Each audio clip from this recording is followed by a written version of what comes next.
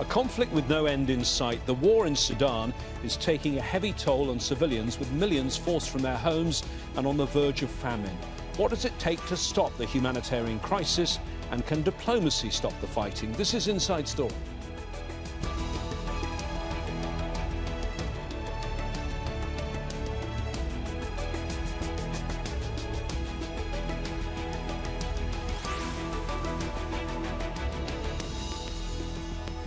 Hello there, I'm James Bays. Sudan is facing a humanitarian crisis as civil war drags on with no end in sight. The UN say 25 million people, half the population, need urgent assistance. Thousands are dead and millions more have been forced from their homes. Diplomacy has stalled and aid groups face major challenges getting to those in need. So is there a path to ending this conflict, and can anything be done to ease the suffering of the people of Sudan? We'll go to our panel in a moment, but first, this report from Fintan Monaghan. Sudan is on the brink of famine. 18 million people are struggling to get enough to eat, with children especially at risk. We suffer from many things here. The most important is children. Children are suffering. They need milk, diapers, they need shelter and warmth. The civil war has killed more than 30,000 people. Around 8 million have been forced from their homes, and much of Sudan's infrastructure lies in ruins. For the past 12 months, the army has been battling the Rapid Support Forces paramilitary group for control of the country. Neither side is close to winning, and international efforts to end the conflict have failed. The UN Secretary General has called for a renewed push for peace. This is more than a conflict between two warring parties. It is a war being waged on the Sudanese people. It is a war on the many thousands of civilians who have been killed and tens of thousands maimed for life. As diplomacy stalls, the focus turns to aid. International donors recently pledged $2 billion, but much more is needed. And getting vital supplies to those in need is dangerous. It is very clear that the warring parties are not respecting international humanitarian law. A lot of what we are seeing as we speak are war crimes. They are deliberately preventing humanitarian access. They are targeting humanitarian actors, medical professionals, medical facilities, looting, pillaging key medical and humanitarian supplies. With no clear path to peace, it's feared the conflict could drag on indefinitely. With no end in sight, it's Sudanese civilians who will continue to suffer. Fintan Monaghan, Al Jazeera for Inside Story.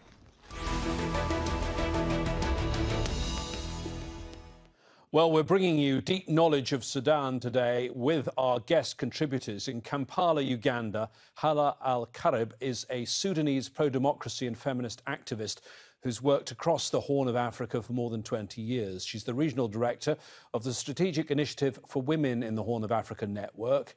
In Sudan, we're not revealing his exact location for security reasons. We have Duncan Riddell of the Norwegian Refugee Council. He's worked as a humanitarian in Darfur since 2011. Thank you both for joining me today to discuss the situation. Let me start with you, Hala. How bad would you say things are in Sudan? It's extremely bad. It's devastating. As I have heard and had conversations with many humanitarian and UN organizations. This is the worst humanitarian and human rights crisis that happened in Africa, over the past few decades. Extremely devastating, with millions of people are forced to leave their homes, and millions are exposed to atrocities and violence that it doesn't stop.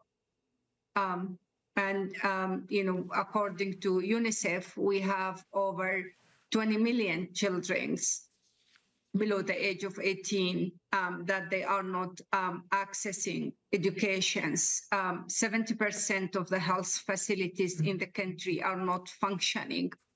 And all the social service and public facilities in areas that are still under the control of Sudan armed forces are in a very miserable shape. public facilities and social service facilities under the RSF controlled areas are completely paralyzed and not functioning. Hala, do we know the true death toll? I've been looking through trying to find estimates and, you know, we don't, do we? It's very difficult to exactly know the true death toll. You know, for example, you know, what we have heard tentatively that in regions like in West Darfur, you know, the death toll could be easily between 10 to 15,000 people. Across Sudan, the numbers are speaking about, you know, between 15 to 20,000 people, you know, because the truth of the matter that on daily basis, the number keeps accumulating. So I would say tentatively, you know, you know, trying to follow up on this situation and working on these situations, you know, for the past 12 months, I would say easily there will be around 30 Sudanese people have lost their lives. 30 Sudanese civilians have lost their lives in this ugly, brutal campaign of atrocities that's happening. Duncan, we had mention there of West Darfur. That's an area that you have worked in, and UN investigators say they believe there could be as many as 15,000 people killed in one massacre in Janina. That's also a place you've been to. Can you tell us what you know about that particular event? I think we're not talking about particular events, but what I will say is everyone that we encounter in our work in West Darfur and Janina have lost loved ones in this conflict. Friends and families have been killed in very brutal fashions, and everybody has been traumatized by the killings that have happened here. Like was said, it's very difficult to get estimations on the exact numbers. We're facing network challenges. There's limited network to communicate. Many people have been killed and buried in mass graves. So getting any accurate figure on the numbers killed has been very, very difficult. But that's difficult for closure as well for those who are grieving. Many people who have had family and friends gone missing, likely killed, won't get the closure that they deserve because of this conflict. OK, let's just pause for a moment for a little bit of context of how we got to this point, little potted history. 5 years ago, there were mass protests against the long-time leader Omar al-Bashir. He was ousted after more than 3 decades in power. Bashir was replaced by a civilian government, but that didn't last long. 2.5 years ago, the military once again seized power. General Abdel Fattah al-Burhan took control.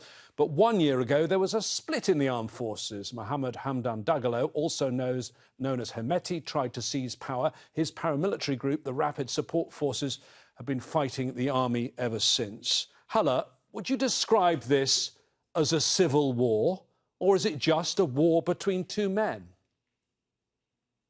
I think it's beyond the war between two men. I think it's a war against Sudanese people, and it's a war against civilians and against women and children. Our bodies has been used as a weapon of war since April 15. And that's what is happening until now. The fundamental dispute between Sudan Armed Forces and the Rapid Support Forces is manifests in a bloodbath and massive atrocities that's been happening against civilians, and so it's an extremely devastating situation because there is a lack of irresponsibility and care about the situation of Sudanese people, about the situation of civilians across the country. And so it's very difficult, you know, to reduce what's happening in Sudan into a war between two belligerents. You know, this is way beyond that, considering the level of atrocities that are happening.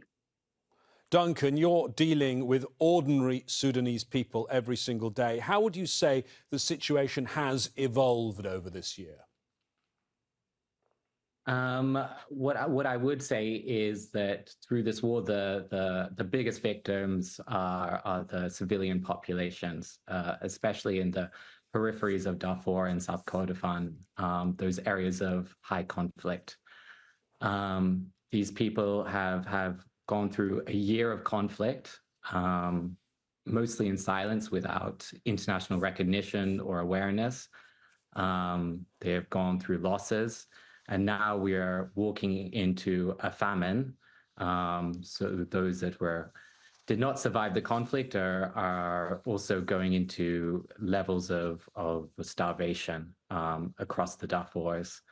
So I would want to say things are getting better, but they're not. Things are deteriorating quickly. And the people on the ground are the ones that are suffering from this war.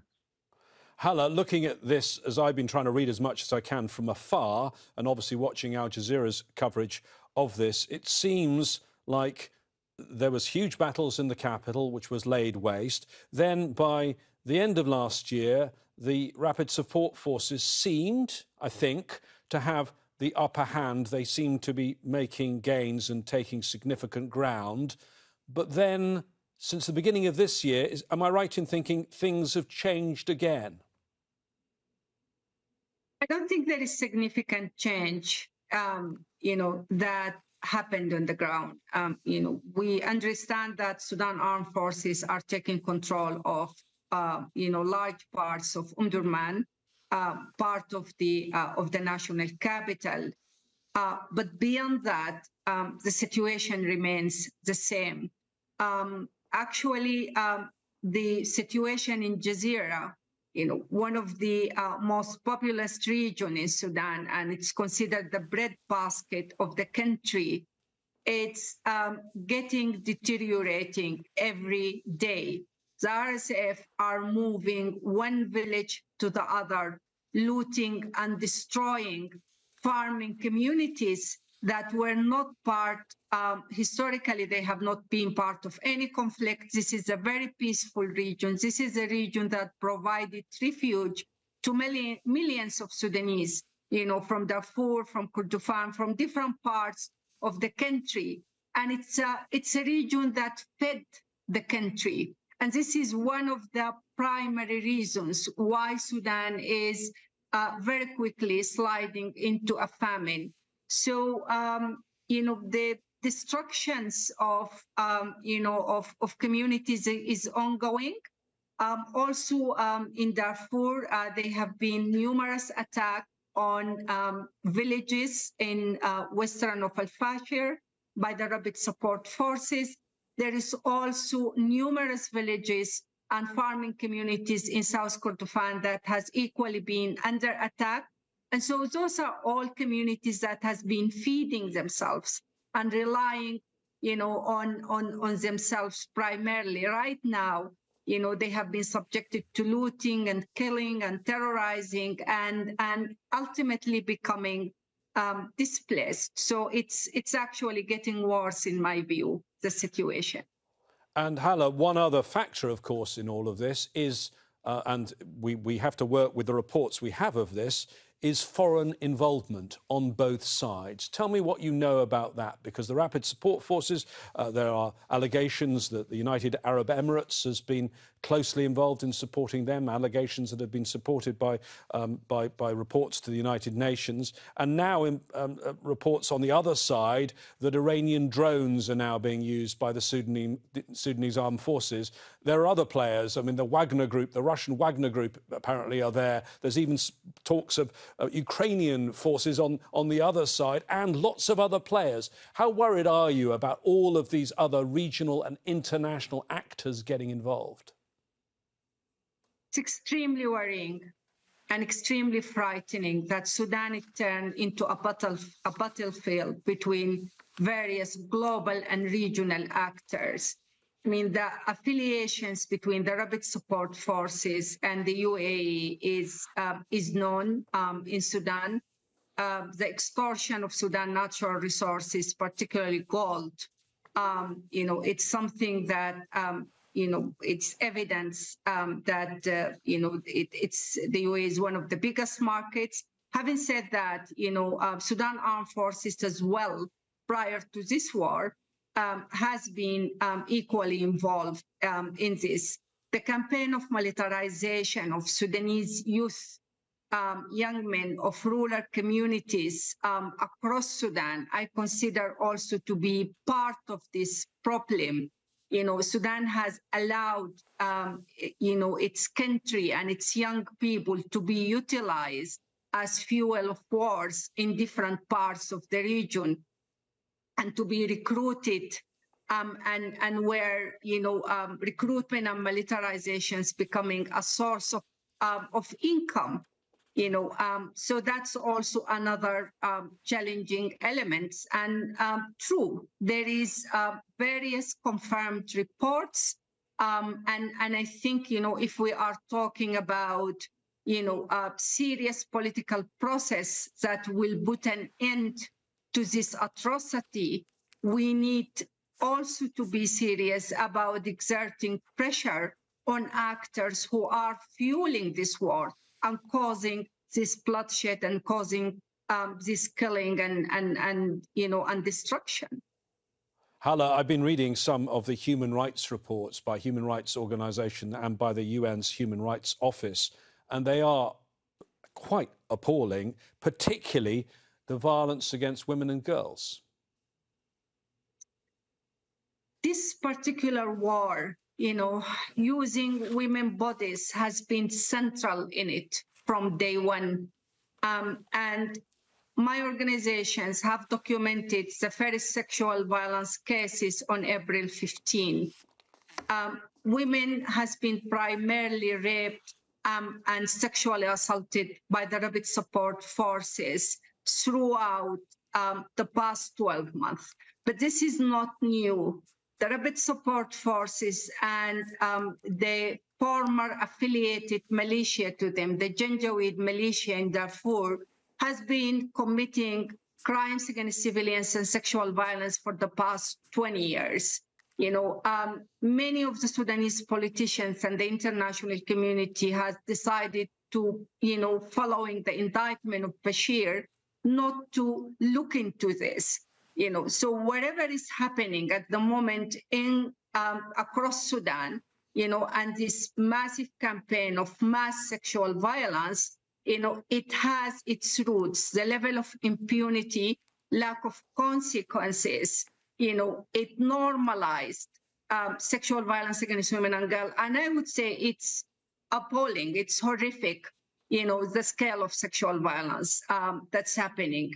It's in my view, there is definitely a footprint of genocides, because sexual violence, is also a genocide, particularly mass sexual violence. And most of the cases that were documented, they were gang rape cases.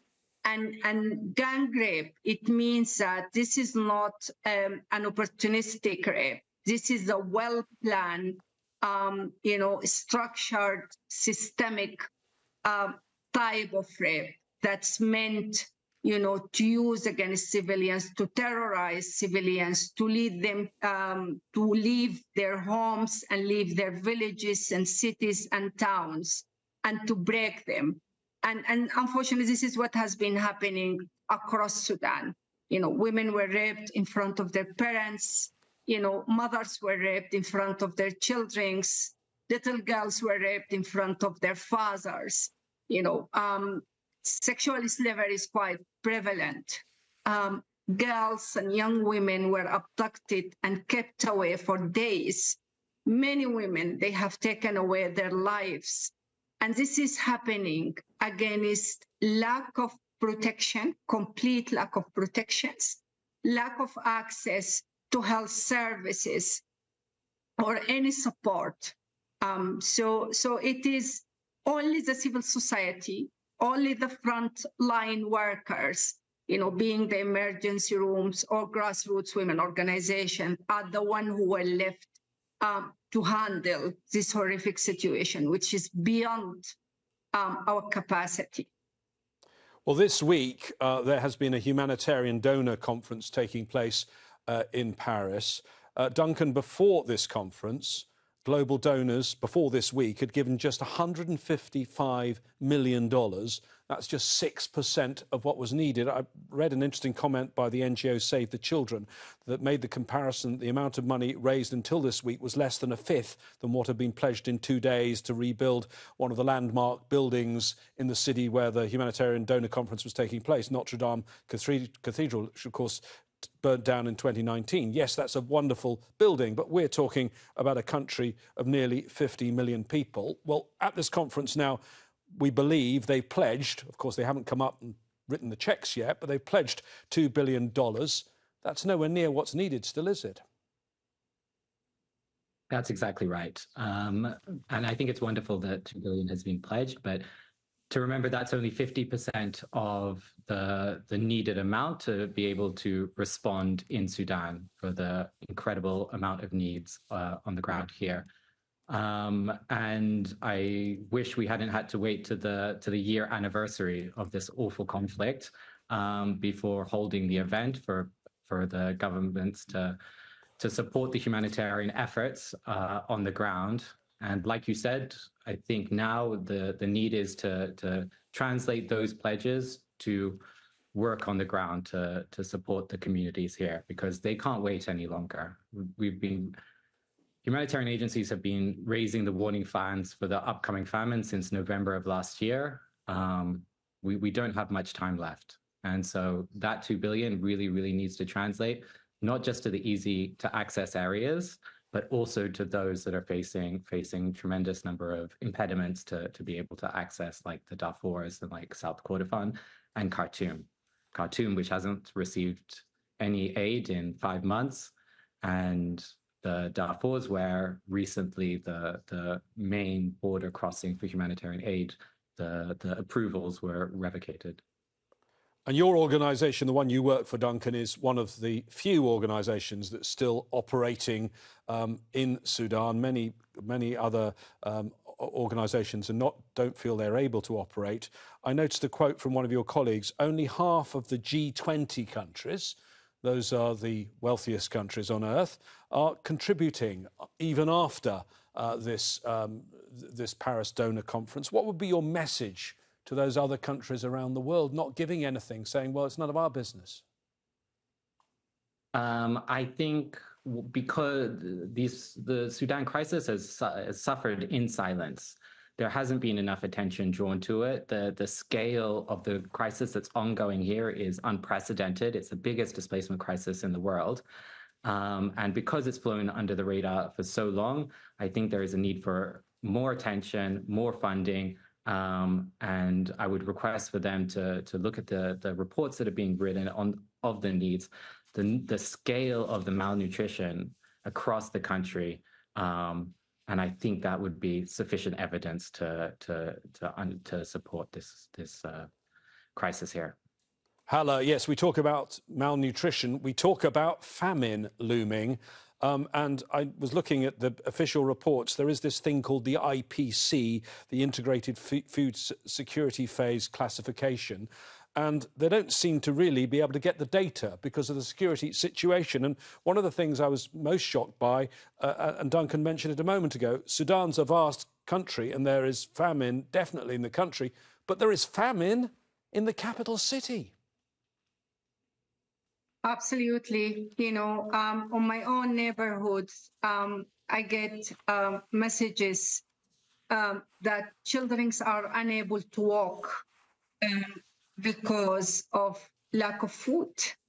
You know, Khartoum, particularly Khartoum city, it's a city that's occupied by the Rapid Support Forces.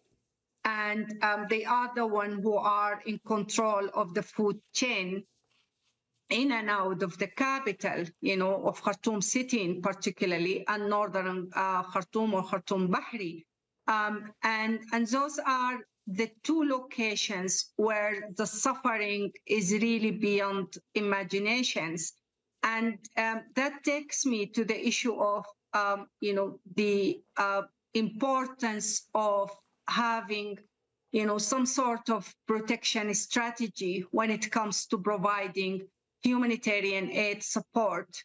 I think avoiding the conversations about protection and not to look at Sudan as a protection crisis will only exacerbate this crisis and will make it more difficult, because how can we get in humanitarian convoys into territories and areas where those convoys and those goods, humanitarian goods, are subjected to be robbed or taken? I think both actors should have been held accountable, because this is a crime against humanity and, violating the international law and, starving civilians, innocent civilians and innocent children. It should be a crime. So I think, the question of protections, the questions of, serious consequences to this negligence and irresponsibilities and undermining of civilians' lives should be taken also as well seriously. Duncan, you are dealing with people who don't have shelter, don't have food. Perhaps we can get your perspective now as we come to the end of the discussion, the message you'd like to send to people watching this. I completely agree with Halal that this is a protection crisis, and the amount of suffering that the populations in Sudan have gone through is really unspeakable. I visited Asaisa camp in central Darfur recently. The majority of the population there, where the camp was attacked, everything from their shelters have been looted. The roof, their doors, their windows, and they are sleeping on the ground under the stars, and they're going to bed hungry. And I think it's important for the famine classification. However, I think it's a misunderstanding that people have already started dying in Darfur's due to starvation. MSF reported in Zamzam camp a child dying every 2 hours. From my own experience visiting the different communities across West and Central Darfur is the same, that we're seeing already people dying due to starvation. And we really need to improve access and scale funding to be able to support the community so that it doesn't deteriorate further. Thank you very much to both of you, our guests today, Hala Alkarib and Duncan Riddell. Sudan has been called the forgotten conflict, but Al Jazeera maintains a full-time bureau in the country.